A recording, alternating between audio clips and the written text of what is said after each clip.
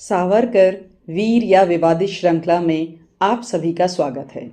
ये श्रृंखला का पहला भाग है और श्रृंखला का अंतिम भाग होने तक आपको खुद डिसाइड करना है कि सावरकर वीर थे या विवादित। तो चलो हम जान लेते हैं किस्सा विनायक सावरकर का। इससे पहले कि हम उनकी कहानी की ओर बढ़ें, चलो जानते हैं कि उनके नाम यानी सरनेम जो है सावरकर, वो उन्हें कहाँ से मिला।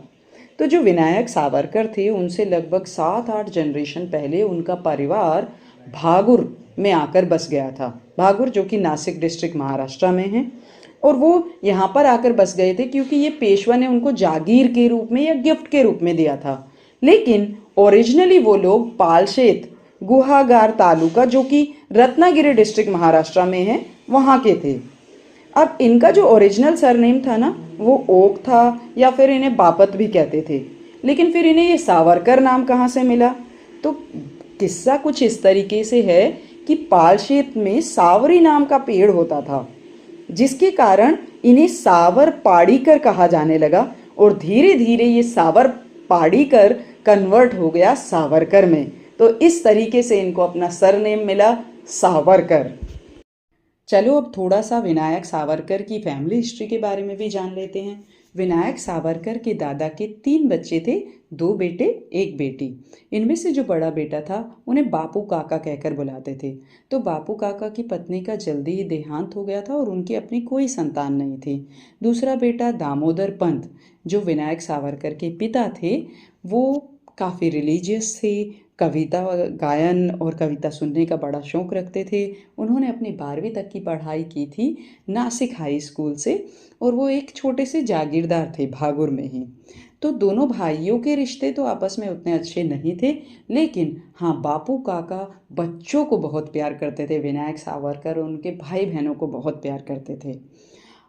अब जो विनायक सावरकर के पिता यानी कि दामोदर पंत, उनकी शादी होती है राधाबाई से। राधाबाई यानी विनायक की माँ। तो राधाबाई और जो दामोदर पंत है उनकी शादी होती है और उनकी पहली संतान होती है, और पहली संतान एक बेटा था जिसका नाम रखा गया गणेश, और उनको प्यार से बाबा राव भी बुलाते थे। दूसरी संतान जन्म लेती है 1883 में, यानी विनायक दामोदर। विनायक दामोदर का जन्म 1883 में हुआ और उनको प्यार से तात्या बुलाते थे घर पर। विनायक दामोदर के बाद उनकी माँ ने एक पुत्र और एक पुत्री को और जन्म दिया। तो विनायक दामोदर टोटल 4 भाई बहन थे। विनायक दामोदर का चरित्र ना बचपन से ही काफ़ी प्रभावशाली रहा। उन्हें अपनी प्रशंसा या पब्लिक अटेंशन पाना काफ़ी पसंद था। भागुर में उनका एक किस्सा है कि भागुर में जब बचपन में लोग उन्हें छोटा जागीरदार कहकर बुलाते थे तो उन्हें बड़ा अच्छा लगता था, और वो एक अपनी अदालत लगाते थे, लोगों को बैठाते थे। तो वो इस तरह के थे। और जब किसान आते थे ना उनके घर पे आम से लदी हुई बैलगाड़ियों के साथ, तो वो उनको बैठने को बोलते थे, उनके लिए कुछ रिफ्रेशमेंट यानी कुछ लाते थे। तो किसानों को लगता कि अरे यार, हम अपने जागीरदार के घर में कैसे बैठ सकते हैं, उनके घर में अंदर कैसे एंटर कर सकते हैं। वो डरे रहते। तो विनायक बोलते कि अगर कोई भी कुछ भी बोले तो बोल देना कि छोटे जागीरदार ने बोला है। तो कभी कभी क्या होता कि जब किसान बैठे होते अंदर, तो बापू काका आ जाते यानी विनायक जी के ताऊ जी। तो वो आ जाते तो वो किसान सहम के उठ जाते। तो वो बोलते कि भाई, हमें तो छोटे जागीरदार ने कहा है। तो बापू काका कहते, अरे जब विनायक ने कहा है, छोटे जागीरदार ने कहा है, तो मेरी क्या मजाल कि मैं कुछ कह सकूं।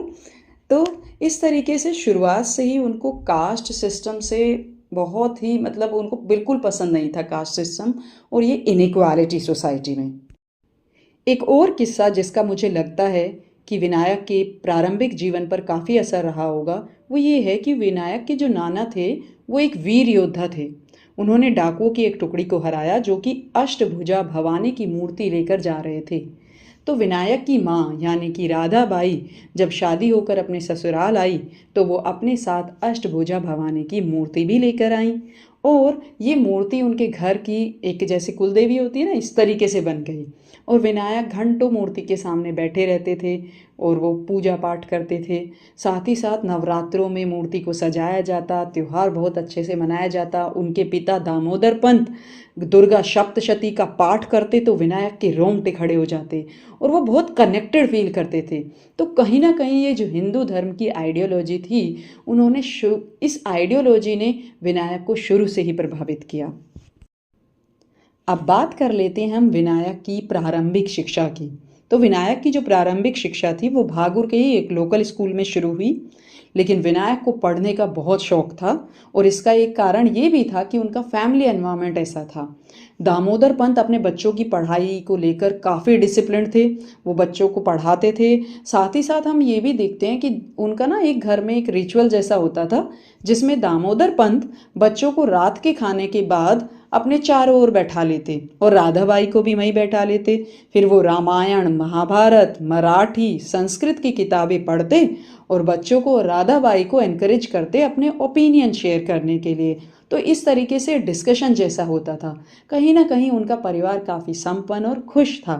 लेकिन ये परफेक्ट फैमिली की जो पिक्चर थी, इसमें एक बड़ा तूफान आया 1892 में।